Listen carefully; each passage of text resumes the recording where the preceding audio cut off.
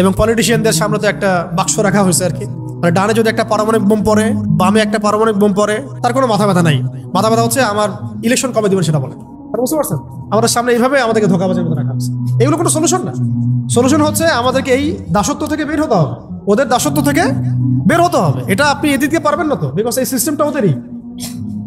তো যাই হোক, তারপরে যদি বেশি সংখ্যক আমাদের ইসলামপন্থী ভাইরা ক্ষমতায় যেতে পারেন, তাহলে তো আমরা বলবো মাশাআল্লাহ, ভালো, অ্যাটলিস্ট ইসলামের জন্য ভালো। ঠিক আছে, ওটা আমরা বুঝি যেটা মন্দের ভালো, বাট এটা এই সিস্টেম আপনাকে এগেইনস্টে লড়াই করতে দিবে না, বিকজ সিস্টেমটা ওদের নিয়ন্ত্রণের মধ্যে আছে। ফেরাউন ছিল শিরকের মূর্ত প্রতীক, এরা হচ্ছে এখন পৃথিবীতে শিরকের মূর্ত প্রতীক। ফেরাউন ছিল কুফরির মূর্ত প্রতীক, এরা হচ্ছে সারা ওয়ার্ল্ডে আল্লাহর দিনকে অস্বীকার করার মূর্ত প্রতীক হয়ে দাঁড়ায় আছে। ফেরাউন ছিল ইউযাব্বিহুনা আবনাআকুম, সন্তান ছোট ছোট বাচ্চাদেরকে হত্যাকারী। সারা ওয়ার্ল্ড ওয়াইড আপনি দেখবেন এখন পুরো মুসলিম সভ্যতার মধ্যে, স্পেশালি মুসলিমদের মধ্যে বাচ্চাদেরকে হত্যা করায় কারা এগিয়ে আছে? কারা করছে এই কাজগুলা? ওই জায়নিস্টরাই। গাজার 50,000 বাচ্চাকে হত্যা করেছে ওরাই। ইয়েমেনের বাচ্চাদেরকে ওরা মেরেছে, ইরাকের বাচ্চাদেরকে ওরা মেরেছে, আফগানের বাচ্চাদেরকে ওরা মেরেছে। অন্য কোনো শক্তি পারে নাই। আপনাকে মিলাতে হবে চেইনটা। ফেরাউন ছিল মেয়েদেরকে জীবন্ত রাখতো, মেয়েদেরকে রেপ করা, ধর্ষণ করা, কারাগারে নিক্ষেপ করা, মেয়েদের ইজ্জত নিয়ে ছিনিমিনি খেলা, মেয়েদের মধ্যে ফ্যামিলিস্ট রেভলিউশন ছড়া দেওয়া, মেয়েদেরকে দিয়ে সমাজে ফিতনা ছড়ানো। কারা করছে এই কাজটা? কারা করে যাচ্ছে এই কাজটা? কোনো মুসলিমরা করছে কি? এটা কি স্টার্টিং মুসলিমরা করেছে? মুসলিমদের মধ্যে কিছু মোনাফেক ওদের কাছে সোল্ড হয়ে গেছে, এটা আলাদা আলোচনা। কিন্তু শুরুটা হচ্ছে কোত্থেকে? এভাবে একটা একটা করে মিলান। সারা ওয়ার্ল্ড ওয়াইড মাদকের মূল কারিগর ওরাই, মিডিয়া দিয়ে তথ্য সন্ত্রাস ছড়ানোর মূল কারিগর তারাই। বড় বড় মিডিয়া প্রযুক্তিগুলো তাদের হাতের মুঠোয়। সারা ওয়ার্ল্ডে পারমাণবিক যুদ্ধ যদি লাগে, এর মূল কারিগর এরাই হবে। আরবের মধ্যে ওদের তন্ত্রমন্ত্রগুলো দিয়ে ফিতনা ফাসাদ ছড়ায় দেওয়ার মূল কারিগর তারাই। ফ্যামিলিস্ট রেভলিউশন আসছে ওখান থেকে, সুদভিত্তিক ব্যাংকিং সিস্টেম আসছে ওদের ওখান থেকে। কয়টা নেবেন আপনি? সবগুলো বলতে পারবো আমি, একটা একটা করে বলতে পারবো, প্রত্যেকটা ওখান থেকে আসছে। পরে এটা সারা ওয়ার্ল্ড ওয়াইড গ্লোবালাইজেশন হয়ে গেছে। আপনারা এখনো অনুসারে দেখে চিনতে পারেন নাই কেন এটা গ্লোবাল সমস্যা হয়ে দাঁড়াচ্ছে, বিকজ এটা আসছে একটা গ্লোবাল ইস্যু থেকে, জায়গা থেকে। এটা কোনো আঞ্চলিক সমস্যা না, এগুলা আঞ্চলিকভাবে এটা সমাধান করা সম্ভব না। হ্যাঁ সম্ভব, যদি আমরা ইমানদার প্রজন্ম তৈরি করতে পারি এবং আমরা বলতে পারি আমার ঘরে আমি তাকে ঢুকতে দিব না, তাহলে আপনি করতে পারবেন। কিন্তু আমার ঘরে আমি তাকে ঢুকতে দিব না, মানে ঘর বলতে আমার নেশন, আমার জাতি, আমার দেশ, এটা বলার মতো সৎসাহস বা কজনের আছে? কারণ এখন তো রাষ্ট্র এই কাঠামোর মধ্যেই। দেখেন ওরা কি করতো? জুলুম কি করতো? ফেরাউন ব্যাপক জুলুম বনী ইসরাইলের উপরে। সারা ওয়ার্ল্ড ওয়াইড জুলুমের কারিগর কারা এখন? সারা ওয়ার্ল্ড ওয়াইড মানুষকে হত্যা করার কারিগর কারা? কাদের হাতে সারা বিশ্বের কোটি কোটি মানুষের রক্ত লেগে আছে বলেন? এটাই। আপনি ফেরাউনের ফাংশনের সাথে এই মুভমেন্টের ফাংশনটা মিলান, আর ওর উত্থানের সাল, ফেরাউনের লাশের সাল, এটাও মিলান। আল্লাহ পাক সবার সামনে দৃষ্টান্ত স্থাপন করে দিয়েছেন। শুধু তাই না, সে কি করেছিল? আনা রব্বুকুমুল আ'লা, কে বলেছিল? আমি তোমাদের মহান রব। সারা বিশ্বের বুকে ধর্মকে সরাই দিয়ে খোদার আসনে বসার চেষ্টা করছে এই মুভমেন্টটা, জায়নিস্ট মুভমেন্ট। খেয়াল করছেন আপনারা? সারা ওয়ার্ল্ড ওয়াইড ধর্মের কনসেপ্টগুলোকে সরাই দিয়ে একটা নতুন কনসেপ্টের দিকে মানুষকে, হিউম্যানিজম, হ্যাঁ, তারপরে আরো কিছু আছে না ওদের কথা, কোনো ধর্মের প্রয়োজনে সব ধর্মই সমান, ধর্ম থেকে বের হও, এথিজমে চলে আসো, ধর্মের কোনো, এই যুগে আবার ধর্ম পালন করে মানুষ।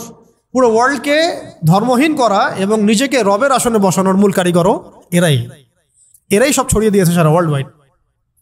একটা একটা করে পাপের কথাই বলেন আর ফেরাউনের ফাংশনের কথাই বলেন, দেখবেন এগুলোর সাথে এদের সরাসরি কানেকশন আছে। ইভেন প্রযুক্তিগত উৎকর্ষের পিছনেও, নিউক্লিয়ার ওয়েপন্সের পিছনেও, মুসলিম নিধনের পিছনেও ইউনাইটেড নেশনস তো তারাই করেছে। ওয়ার্ল্ড ব্যাংক দিয়ে আমাদের রক্ত চোষা হয়েছে, এখনো হচ্ছে। ইসলামিক কারেন্সি উঠাই দেওয়া হয়েছে, কি করা হয় নাই? আর আমরা এগুলোকে মানে উন্নয়নের মানদণ্ড মনে করছি আর কি। শুধু তাই না, ইসলামিক খেলাফা ডিস্ট্রয় করেছে কারা? ওরাই। আমাদেরকে 57টা রাষ্ট্রে ভাগ করেছিল কারা? ওরাই। ওয়ান উম্মাহ কনসেপ্ট ভেঙে দিয়েছিল কারা? এরাই। আপনাকে আমাকে ন্যাশনালিজম গিলাইছে কারা? জাতীয়তাবাদ গিলিয়েছে কারা? এরাই। মুসলিমদেরকে কমিউনিস্ট বানিয়েছে কারা? এরাই। মুসলিমদের ব্যাংকিং এ সুদের এই 6 লাখ কারা ছড়িয়ে দিয়েছে? এরাই। কয়টা মিলাবেন আপনি? সেকুলার বানিয়েছে কারা সারা ওয়ার্ল্ডে? মুসলিমদেরকে সেকুলার কারা বানিয়েছে? এই মুভমেন্টটাই, যেটা একটা কুফরি তন্ত্র, যেটা থাকলে মানুষের ঈমান থাকে না। এখন সারা ওয়ার্ল্ডে পলিটিক্যালি সব সমস্যার সমাধান হিসেবে ডেমোক্রেসিকে উত্থাপন করেছে কারা? ওই লিঙ্কনের অনুসারীরাই। আপনি একটা একটা করে পয়েন্ট আজকে বাসায় গিয়ে ফাইন্ড আউট করবেন, ক্রাইসিস, দেখবেন সবগুলো লিঙ্ক আপনি এখানে পাবেন। এবং ফেরাউনের যে ফাংশন ছিল সারা ওয়ার্ল্ডে ওই সময়, সেই ফাংশনগুলো আপনি এদের সাথে মিল পাবেন। ফেরাউনের প্রত্যেকটা খাসলত, চরিত্র এবং কাজ এদের মধ্যে আপনি পাবেন। ওকে, শেষ কথা হচ্ছে এই ফেরাউনের শেষ পরিণতি কি হয়েছিল? লাস্ট পয়েন্ট এটা। এই ফেরাউনের শেষ পরিণতি কি হয়েছিল? দাওয়াত পেয়েছে, তার কাছে নবী এসেছে, মুজিজা দেখেছে, ঠিক আছে, এখনো তারা দাওয়াত পাচ্ছে। শেষ নবীর অনুসারীরা তাদেরকে দাওয়াত দিচ্ছে, তাদের সাথে কনফ্লিক্ট হচ্ছে, দাওয়াতও পাচ্ছে তারা আল্লাহর নিদর্শন কিন্তু দেখছে। যতই আক্রমণ তার ইসলামের এগেনস্টে করছে, মুসলিমদের সংখ্যা বাড়ছে, ইসলাম শক্তিশালী হচ্ছে। তারা নাকানি চুবানি খাচ্ছে মুসলিমদের কাছে। যে মুসলিমদের কোনো অস্ত্র নাই, কোনো ট্রেনিং নাই, কোনো প্রশিক্ষণ নাই, তাদের কাছে নাকানি চুবানি খাচ্ছে কিনা? একটা ফ্লো তো হচ্ছে, এগেনস্ট একটা ফ্লো সৃষ্টি হচ্ছে। এই যে আপনারা যে দাড়ি রাখছেন, অথচ আপনাদের দাড়ি রাখার কথা না, বিকজ দাড়ি রাখার ফজিলত নিয়ে আপনাদের মনে হয় কোনো কিতাবে কোনো পড়াশোনা নাই। আছে কি? অনেস্টলি বলেন তো, আছে কিনা? কিতাবগুলো তো আছে, তো রাখলেন কেন? কিভাবে রাখলেন? বিকজ আল্লাহ রাব্বুল আলামিন ফেরাউনের এগেনস্টে মুসাকে দাঁড় করান। প্রত্যেক যুগে আল্লাহ পাক ফেরাউনের এগেনস্টে মুসাকে দাঁড় করান, এবং এই লাস্ট আখিরুজ জামানে এই গ্লোবাল ফেরাউনদের এগেনস্টে আল্লাহ পাক আমাদেরকে দাঁড় করিয়েছেন। সুবহানাল্লাহ, উম্মতে মুহাম্মাদীকে দাঁড় করিয়েছেন আল্লাহ রাব্বুল আলামিন। এটা আমাদেরকে বুঝতে হবে যে আমরা কার উম্মাহ। এখানে আর কোনো নবী আসবে না। এই ফাংশন প্লে করতে হবে আমাদেরকেই। এই ফেরাউনদের এগেনস্টে মুসার কাজ করতে হবে আমাদেরকেই, বিকজ আমরা মুহাম্মদ সাল্লাল্লাহু আলাইহি ওয়াসাল্লামের উম্মাহ। এবং শেষ পরিণতি কি হয়েছে? ফেরাউন এবং তার দলবল লোহিত সাগরে ডুবে মরেছে। জাস্ট একটু মনোযোগ দেন। ফেরাউন এবং তার দলবল লোহিত সাগরে ডুবে মরেছে, একসাথে না আলাদা আলাদা ভাবে? একসাথে এট এ টাইম। এবং বনু ইসরাইল, মুসা আলাইহিস সালাম নাজাত পেয়েছেন এই মুহররমে, এই আশুরায়। তার মানে ফেরাউন এবং তার দলবল যে ডুবে মরবে, এটা নিশ্চিত। এটা কি নিশ্চিত? কারণ ফেরাউন পরবর্তীতে যে নিদর্শন, আর মুসা আলাইহিস সালাম এবং তার অনুসারীরা যে নাজাত পাবে, বিজয়ী হবে, এটাও নিশ্চিত, এটাও লিখিত হয়ে গেছে। এখন আপনারা ক্যালকুলেট করবেন। আপনারা হয়তো অনেকে প্রশ্ন করেন যে সারা ওয়ার্ল্ড থেকে ইহুদিরা এসে এখানে কিভাবে আক্রা গাড়লো, কেন একটা জায়গা নিয়ে এত বেশি মাতামাতি করছে? আমি আপনাদেরকে বলে দিই, আল্লাহু আ'লাম বিস-সাওয়াব, আল্লাহ ভালো জানেন। আমাদের ইন্টারপ্রিটেশন সেটা হচ্ছে, আল্লাহ রাব্বুল আলামিন যেভাবে লোহিত সাগরে পুরা ফেরাউন এবং তার দলবলকে ডুবাই মেরেছেন, ঠিক সেইভাবে আল্লাহ রাব্বুল আলামিন এই হোলি ল্যান্ডের মধ্যেই এই জায়নিস্টদের কবর রচনা করবেন ইনশাআল্লাহ। এই কারণে আল্লাহ পাক সমস্ত বিশ্ব থেকে এদেরকে একটা একটা করে বাছাই করে করে এইখানে নিয়ে আসছেন। এটা আল্লাহ পাকের প্ল্যান। আল্লাহ পাক drag themselves to the holy land. কথা বুঝতে পারছেন? আল্লাহ পাক টেনে নিয়ে আসছেন ওদেরকে হোলি ল্যান্ডের মধ্যে। এখানে ওরা রাজত্ব করতে পারবে না। পারবে কয়দিন বলছি? 40 দিন। ওদের মিসা আসার পরে, ওদের মিসায় তাও আসার পরে আল্লাহ পাক ওদেরকে টেনে নিয়ে আসছেন একটা জায়গায়, যেখানে ঠিক ওই ফেরাউনের মতোই আল্লাহ পাক এই বিশ্বের এবং সামনের যে আধুনিক ফেরাউন গুলো আছে, এদেরকে এখানে ডুবাই মারবেন আল্লাহ রাব্বুল আলামিন। তবে এবার পানিতে ডুববে না, এবার ডুববে মুসলিমদের হাতে ইনশাআল্লাহ। এবার লোহিত সাগরে ডুববে না তারা, বরং এবার ডুববে ওই হোলি ল্যান্ডের মাটির নিচে ইনশাআল্লাহ। এবং এটা হবে ইতিহাসে সবচেয়ে শেষবারের মতো। এরপরে কোনো আল্লাহদ্রোহী শক্তি এই বিশ্বের মাথা চাড়া দিতে পারবে না ইনশাআল্লাহ। এরপর ঈসা আলাইহিস সালামের যুগ চলবে, 40 বছরের রাজত্ব চলবে। তার 40 বছরের শাসনে পুরা ওয়ার্ল্ড ওয়াইড গ্লোবাল খেলাফা কায়েম হবে। এরপরে মানুষ খারাপ হওয়া শুরু করবে, সেটা আলাদা আলোচনা, ওইটা আমরা পরে করবো ইনশাআল্লাহ। এটা নিয়ে আজকের আলোচনা না। আজকের এতটুকু অংশ যে দেখুন, যেভাবে ফেরাউন ফাংশন করেছে, এরাও সেভাবেই ফাংশন করছে, এবং তাদের কাজ ফেরাউনের কাজের মধ্যে কোনো পার্থক্য দেখা যাচ্ছে না। ফেরাউনের যে পরিণত হয়েছিল, এদেরও সেই পরিণত অচিরেই হবে, এটা নিয়ে কোনো ডাউট নাই। কিন্তু মাঝখানের সময়টুকু বনু ইসরাইল এবং মুসা আলাইহিস সালাম যেভাবে সার্ভাইভ করেছেন, দাওয়াত দিয়েছেন, ফাইট করেছেন, আমরাও মুহাম্মদ সাল্লাল্লাহু আলাইহি ওয়াসাল্লাম উম্মাহ, ওই একই কাজ আমাদেরকেও করতে হবে। তো সামনে যদি এইগুলো হতে থাকে, তাহলে আমরা এখন কি করতেছি ভাই? আরেকটা পয়েন্ট শেষ কথা হচ্ছে, আপনারা তো জানেন এই দিনেই ইমামুল হুসাইন রাদিয়াল্লাহু আনহু তার শাহাদাত হয়েছে, ঠিক আছে না? কার এগেনস্টে? ইয়াজিদের বাহিনীর এগেনস্টে, তাই তো? ইয়াজিদ কি এখানে ভালো ছিল? সে কি সৎ ছিল না জালেম ছিল? এখানে পয়েন্টটা হচ্ছে যে ইমাম হুসাইন রাদিয়াল্লাহু আনহু কখনোই জালেমদের সামনে মাথা নত করেন নাই, রাইট? ইমাম হুসাইন রাদিয়াল্লাহু আনহু সংখ্যাগরিষ্ঠ ছিলেন না, সংখ্যালঘিষ্ঠ ছিলেন। তাকে নির্মমভাবে ট্র্যাপে ফেলে হত্যা করা হয়েছে, যেভাবে আজকে মুসলিমদেরকে হত্যা করা হচ্ছে। আপনারা কি মিলাতে পারছেন? ইয়েজিদের আচরণ এদের আচরণ, ফেরাউনের আচরণ এদের আচরণ, মিলাতে পারছেন না? দেখেন, শেষ পর্যন্ত তারা মাথা নত করে নাই। কারা? এই ইমাম হুসাইন রাদিয়াল্লাহু আনহু এবং তার বাহিনী সবাই শহীদ হয়ে গেছেন, কেউ কিন্তু জালেমের সামনে মাথা নত করেন না। আত্মবাসীকে আপনি দেখেন, তারা শহীদ হতে যাচ্ছে, হয়ে যাচ্ছেও, তারা কি মাথা নত করেছে? মাথা নত করে নাই। বরং এই ওয়ার্ল্ডে এই সিস্টেমের এগেনস্টে স্বাধীন স্বতন্ত্র কোনো যদি জাতি থেকে থাকে তারা হচ্ছে গাজাবাসী। ওরা ফুল স্বাধীন। যে কথা আপনি পার্লামেন্টে বলতে পারবেন না, করে দেখাতে পারবে। যে কথা আপনি আপনার রাষ্ট্র নিয়ে করতে পারবেন, যে কাজটা আপনি আপনার রাষ্ট্র নিয়ে করতে পারবেন না, করতে পারবে। আমাকে যদি আপনি বাংলাদেশ দিয়ে দেন কালকে, আমাকে বলেন যে ভাই আপনি মিলিটারি নিয়ে ওদের সাথে যুদ্ধ করেন, কিছুই করতে পারবেন না, বিকজ আপনি এখন ওদের আন্ডারে দাসত্বে আছেন। ভাই বুলেট ছুটতে পারবে, কারণ সে ওদের আন্ডারে দাসত্বের মধ্যে নাই। সেম কাজ তারা করতে পারবে, পারবে তারা করতে, কিন্তু আপনি পারবেন না, বিকজ আপনি সিস্টেমের আন্ডারে আছেন। এই সিস্টেমটার সাথে কুফরি না করা পর্যন্ত, এখান থেকে বের না হওয়া পর্যন্ত আপনি স্বাধীন হতে পারবেন না। কিম জং উন করতে পারতে পারে, আপনি পারবেন না, বিকজ ও সিস্টেমের বাইরে আছে, ওগুলো পরোয়া করেন। আমরা বুঝি না যে আসলে আমরা কার দাসত্ব করছি, এবং স্বাধীনতার মানেই বাকি। গাজাবাসী স্বাধীন, শহীদ হলেও স্বাধীন। এই আত্মা উড়ে চলে যাবে জান্নাত ইনশাআল্লাহ। ওই বাচ্চাদের আত্মাগুলো দিয়ে জান্নাত ভর্তি হয়ে যাচ্ছে আলহামদুলিল্লাহ।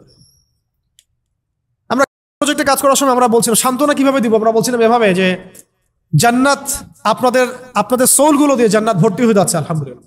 এর চেয়ে বেশি কিছু বলার নেই আমাদের। আপনি খেয়াল করে দেখেন, ইমাম হুসাইন রাদিয়াল্লাহু আনহু তার যে চেতনা ছিল, আজকে আপনি দেখবেন প্যালেস্টাইনের আমাদের মুসলিম ভাইদের সেই চেতনা আছে। সপরিবারে নিহত হলেও তারা মাথা নত করছে না, পানি খেতে দিচ্ছে না, কিন্তু তারা মাথা নত করছে না। খেয়াল করছেন কি? এখন ইমাম হুসাইন রাদিয়াল্লাহু আনহুর একটা আনফিনিশড কাজ ছিল, একটা আনফিনিশড একটা জব তার ছিল। সেটা কি জানেন? সেটা হলো ইয়াজিদ বাহিনীর গোড়া একেবারে শেষ করে ফেলা, কেটে ফেলা। ইয়াজিদ বাহিনী মানে জালেমদের গোড়াটাকে কেটে শেষ করে ফেলা, এটা কাজ ছিল কার? ইমাম হুসাইন রাদিয়াল্লাহু আনহু। এবং এই কাজেই তো তিনি যুদ্ধ করতে গিয়েছিলেন, তাই না?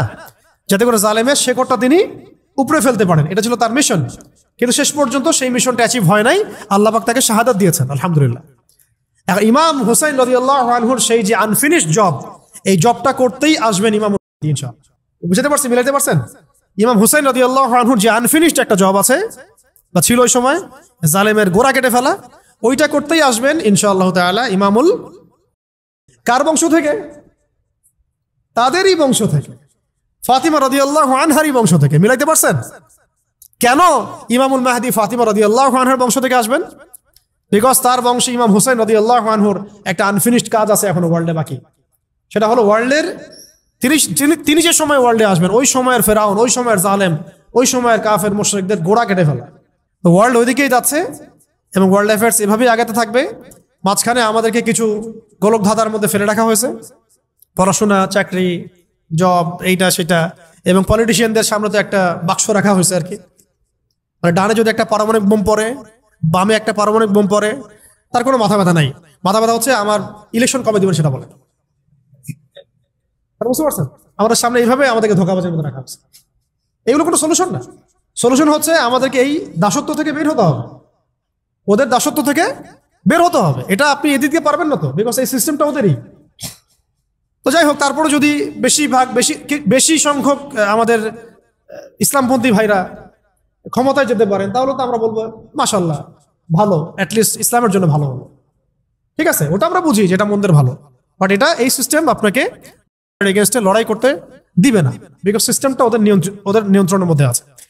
তো এখন শেষ কথা হচ্ছে, আমরা আজকের আলোচনার মধ্যে অনেকগুলো বিষয় আসছে। তো মূল কথাটা হচ্ছে আমাদেরকে আমাদের চিন্তার দরজাটা উন্মুক্ত করতে হবে, অতীত জানতে হবে, ইতিহাস পড়তে হবে, বর্তমান বুঝতে হবে, ইন ফিউচারে কি হচ্ছে এগুলো আমাদের মাথায় রাখতে হবে, এবং দ্বীনের ইলম অর্জন করতে হবে। তাকওয়া, আল্লাহর আনুগত্য, রাসূলের আনুগত্য, জীবন নিয়ে সচেতন হওয়া, সাফল্যের সংজ্ঞা বোঝা। একদিনে তো সব আলোচনা হবে না। তো আজকে মুহররমের যে আলোচনাগুলো, এই যে মাস, এই মাসের তাৎপর্য, এই মাসের ফজিলত, এই মাসের সাথে কেন একটা কওমের নাজাত জড়িত আছে, তারা কি করেছিল, ফেরাউনের কি ফাংশন ছিল, ফেরাউন সারা ওয়ার্ল্ডে কি ফাংশন প্লে করেছিল, ওই ফাংশনের সাথে আজকে কোনো কওমের মিল আছে কিনা, এবং কেন তার যে মমিটা সেটা ওই সালেই বের হলো যেই সালে মুভমেন্ট শুরু করলো। তাহলে এখানে মাঝখানে আমাদের কাজটা কি? সেই ইমামুল হুসাইন রাদিয়াল্লাহু আনহুর যে কাফেলা, সেই চেতনা, সেই আদর্শ ধারণ করা এবং সেইভাবে নিজেদের জীবনটাকে প্রস্তুত করা। যদি আল্লাহ পাক সেই সুযোগ দেন, যেন সুযোগটা হাতছাড়া না হয়। ব্লাড খুব প্রেশিয়াস জিনিস, এটা যেখানে সেখানে দিতে হয় না। ব্লাড খুব প্রেশিয়াস একটা আমানত আল্লাহ পাকে, এটা যেখানে সেখানে দিতে হয় না। ডেমোক্রেসির জন্য ব্লাড দেওয়ার কোনো মানে নাই, কোনো মানে নেই। সেকুলারিজমের জন্য ব্লাড দেওয়ার মধ্যে কোনো সার্থকতা নেই। কমিউনিজমের জন্য ব্লাড দিয়ে কোনো লাভ নাই। জাতীয়তাবাদের জন্য ব্লাড দিয়েও কোনো লাভ নাই। ব্লাড দিতে হবে আল্লাহর দ্বীনের জন্য, যেটা ইমাম হুসেইন রাদিয়াল্লাহু আনহু দিয়েছেন। তিনি ন্যাশনালিজমের জন্য দেন নাই, তিনি কোনো তন্ত্রমন্ত্রের জন্য দেন নাই, তিনি দিয়েছেন কার জন্য? আল্লাহর জন্য। তো আগামী দিনগুলোতেও জালেমদের পতন হবে ইনশাআল্লাহ। ঠিক যে পরিণতি হয়েছে ফেরাউনের, সেটা হবে এই যুগের ফেরাউনদেরও। আল্লাহ পাক ওদেরকে এক জায়গায় জড়ো করেছেন একসাথে ধ্বংস করার জন্য। অতএব এখন যা হচ্ছে আমাদের সামনে, এগুলো নিয়ে মোটেই বিচলিত হবেন না। ভাববেন না যে আমাদের শক্তি কম, আমরা পারছি না, মুসলিমদের মনে হয় আর উন্নতি হবে না, সব শেষ হয়ে যাচ্ছে। মোটেই না, এগুলো হচ্ছে একটা পরীক্ষা। আল্লাহ পাক দেখতে চাচ্ছেন যে আমরা পরীক্ষায় কতটুকু ভালো করি, কতটুকু খারাপ করি, এবং এগুলোর মধ্য দিয়ে আল্লাহ পাক আমাদেরকে তৈরি করতে চাচ্ছেন। ওয়ার্ল্ডের এগুলো স্পষ্ট হওয়ার পরেও যদি আমাদের চোখ না খোলে, তাহলে বলতে হবে আমাদের আধ্যাত্মিক অন্ধত্ব আছে। এই অন্ধত্ব দূর করার জন্য আমরা সবাইকে বেশি বেশি তাজকিয়ার চর্চা করতে হবে। দিনের প্রত্যেকটা বিষয়ে, বেসিক ফান্ডামেন্টাল বিষয়কে মেনে চলতে হবে। আল্লাহ পাক আমাদের সবাইকে আজকের আলোচনার মূল বিষয়গুলো বোঝার তৌফিক দান করেন। এবং মানে আমি চাচ্ছি ক্রিয়েটিভ কিছু থিঙ্কার তৈরি হোক। মানে ক্রিয়েটিভ থিঙ্কার আমাদের দরকার। আচ্ছা, একটা জিনিস পড়লাম, মুখস্থ করলাম না, আপনি ভাবেন, চিন্তা করেন। আমি যেগুলো বললাম সেগুলোই সব না, আর অনেক চিন্তা আসতে পারে এখানে, আর অনেক চিন্তা আসতে পারে। লাস্ট 300 বছরের হিস্ট্রি জানা দরকার, ওদের ফাংশন জানা দরকার, ওদের প্ল্যান জানা দরকার, ঠিক আছে? এবং আমাদের ল্যাকিংসগুলোকে ফাইন্ড আউট করা দরকার, এবং আমাদের ক্রাইসিসগুলো লিস্ট আউট করা এবং সলিউশন কি হতে পারে এটা আমাদেরকে বের করতে হবে। আজকে এগুলো বলে দিব না, আপনারা নিজেরা এগুলো ফাইন্ড আউট করবেন। পরে ইনশাল্লাহ কোনো একদিন আমরা চলমান সংকট সমাধান এগুলো নিয়ে কথা বলবো ইনশাল্লাহ। ঠিক আছে, আজকে এইটুক থাক, অনেক দেরি হয়ে গেছে। আপনাদের সবাইকে জাযাকুমুল্লাহ খায়রান আজকের এই আয়োজনটাকে সফল করার জন্য। ইনশাআল্লাহ আল্লাহ পাক চাইলে আমরা প্রতি মাসে একটা করে দার্স চালু রাখতে পারি ইনশাআল্লাহ। তো সবাই দোয়ায় শরীক হই, সামান্য একটু দোয়া করা উচিত। আমরা দোয়া করি, সবাই আমিন বলবো। আমরা দোয়া করি যেন আল্লাহ পাক আমাদের সবাইকে দ্বীনের সহি বুঝ দান করেন, হৃদয়ের অন্ধত্বগুলো দূর করে দেন, এবং আল্লাহর দ্বীনের যে জ্ঞান অর্জন না করলে আমরা মুমিন থাকতে পারছি না, ওই জ্ঞানটুকু অর্জন করার তৌফিক দান করেন। যা জ্ঞান হাসিল করব এই অনুযায়ী আমল করার তৌফিক দান করেন। লাইফ সম্পর্কে সিরিয়াস হওয়ার তৌফিক দান করেন, এবং সাফল্যের মানে অরিজিনাল যে ডেফিনেশন এটা বোঝার তৌফিক দান করেন। নিজের লাইফের রোডম্যাপ সাজিয়ে ফেলার তৌফিক দান করেন, এবং চিন্তার জগৎটা আল্লাহ পাক উন্মুক্ত করে দেন। আরো বলবো যে বর্তমান সময়ের যে মানে ইসলাম বিরোধী যে তৎপরতাগুলা, এগুলো বোঝার তৌফিক আল্লাহ পাক আমাদেরকে দান করেন। এদের এগেনস্টে আমরা কিভাবে কাজ করব, এটাকে ঠান্ডা মাথায় বসে বুঝে ঐক্যবদ্ধভাবে কাজ করার তৌফিক দান। একা একা আপনি এই প্রবলেমগুলো সলভ করতে পারবেন না। তাই আমরা মাশওয়ারা ভিত্তিক চলবো ইনশাআল্লাহ, প্রজ্ঞা অবলম্বন করব, সবাইকে দাওয়াত দিব, দাওয়াতের মেহনত অব্যাহত রাখবো ইনশাআল্লাহ। বিজয় আমাদের হাতে লেখা আছে, আমাদের কপালেই বিজয় লেখা আছে। এটা কোরআন বলছে, হাদিস বলছে, এবং আমি বললাম তো আখিরুজ্জামানের পুরো সিলসিলাটাই বলে দিচ্ছে যে সামনে কি হবে ইনশাআল্লাহ। এই বাকি মাঝখানের সময়টুকু আল্লাহর প্রতি তাওয়াক্কুল রেখে ঈমান আমলের চর্চা বাড়িয়ে ঐক্যবদ্ধ থেকে আলেম ওলামা সহবতে থেকে মাশওয়ারা ভিত্তিক আমরা চলবো ইনশাআল্লাহ, এবং ধারাবাহিকতা বজায় রাখা, ইস্তেকামা বজায় রাখা। আর জীবনের যে বিষয়গুলো হতাশাপূর্ণ, এগুলো নিয়ে আপনারা এত বেশি উদ্বিগ্ন হবেন না। শেষ কথা হচ্ছে আল্লাহর হয়ে যান, আল্লাহ আপনার হয়ে যাবে ইনশাআল্লাহ। মানে আল্লাহর হয়ে যান আপনি, আল্লাহ আপনার হয়ে যাবে ইনশাআল্লাহ। কোনো কিছু নিয়ে চিন্তা করবেন না, উদ্বিগ্ন হবেন না। রিজিক, পেরেশানি, বাবা মা, চাকরি বাকরি, ব্যবসা বাণিজ্য, এত উদ্বিগ্ন হওয়ার কিচ্ছু নেই ভাই, কিচ্ছু নেই আসলেই। রিজিক আল্লাহ দিবেন, সমস্যা আল্লাহ সলভ করবেন। আপনার প্ল্যান, আপনার লাইফ নিয়ে আল্লাহ পাকের মাস্টার প্ল্যান আছে। আপনার লাইফ নিয়ে কার মাস্টার প্ল্যান আছে? আল্লাহ পাকের। আপনি আল্লাহর কাছে ছেড়ে দেন সবকিছু, চেষ্টা করেন কিন্তু আপনি আল্লাহর কাছে ছেড়ে দেন, আল্লাহর আদেশ নিষেধ মেনে চলেন, আল্লাহ আপনার জন্য যথেষ্ট হয়ে যাবে ইনশাআল্লাহ।